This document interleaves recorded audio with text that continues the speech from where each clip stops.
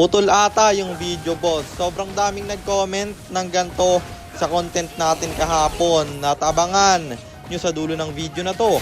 Dahil doon natin yan pag-uusapan. At para naman sa mga bago lang sa page, ang ginagawa po nating content tuwing 9 PM ay 1 game per day. 5-man rank game. Hi guys! Nandito na tayo sa 547th day ng 1 game per day. And ang standing natin bago yung game na to ay 459, 87, 459 wins and 87 losses. Sa game na to, naka-Yi-San-Shin yung kalaban, kaya dalawa kaming jungle marksman at yan ang gusto kong kalaban kasi pag pareho kaming scaling, hindi ako makaharas. So ayun, nandito na tayo sa pang-500 na tapat na 47 araw ng isang game kada araw. Digmaan na! Ang rotation na ginawa ko dito ay red first, kaya ang ikot natin ay papunta sa top kasi binitawan ng Yi-San-Shin yung ultimate niya sa pader at yung Lunox ay mapapa-flicker dahil doon ang daming kinumit na spells ng kalaban at yung turtle libre naming makukuha kasi mahihirapan silang kumontes. Nakuha ko pa yung blue nila, papalag pa yung Chu. Kaso mananakbo rin naman kasi ako masakit na sabay diretso sa turtle na libre ko ulit makukuha. Kaya gustong gusto ko jungle marksman kalaban hindi makakontest. Nahihirapan sila. Biglang sinakyan ng glue yung Chu at syempre tayo i-respo. Lamang na kami dito. Syempre uubusin natin yung Tori nila. Nagpipipiyok na. Second tower naman nating bubutasin pero wala ng minions kaya in-out na lang. At sumakay na naman yung glue.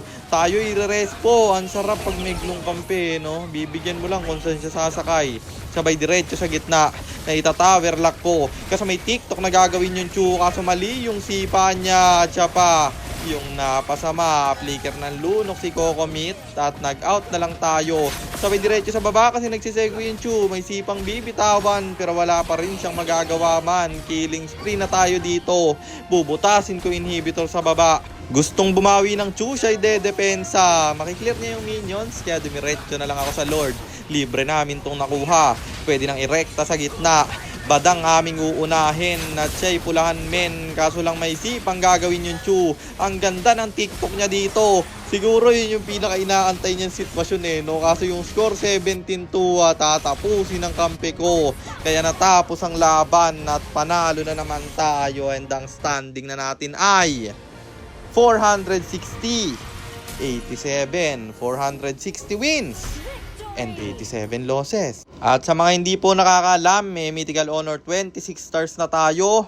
35 win streak na rin, kaya 73 na lang. Mahihigitan na natin yung 107 win streak ko. At sagutin na natin yung comment ng karamihan. Bakit nga ba putol yung content natin kahapon? Nag-try lang ako ng bago guys, pero tingin ko hindi nag-work. Pagkakasahin ko sana sa Reels yung 1 game per day, pero sobrang pangit pala guys, kaya ibabalik na lang natin dito sa video.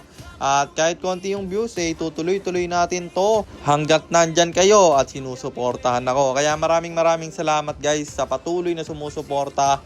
Kahit umuunti na tayo, magpapatuloy pa rin ako. Yun lang, sana nasagot ko yung mga tanong nyo idol at sana rin meron kayo natutunan sa content natin na to. At kung meron man, pakishare lang. Then after nyo i-share, mag-comment na rin kayo ng pa-shoutout para ma-shoutout ko kayo sa mga next nating content. At i-comment nyo na rin ang inyong mga katanungan kasi baka malay mo sa next nating content, comment mo naman ang mapili ko. At kung nagustuhan nyo yung item at emblem na gamit ko sa game na yon, eto yon: Tough Boots, Sask Claws, Berserker's Fury, Windtalker, Malefic Gunner, Winter Crown, or Immortality, and then Rose Gold Meteor, pang buy and sell. Emblem natin Assassin.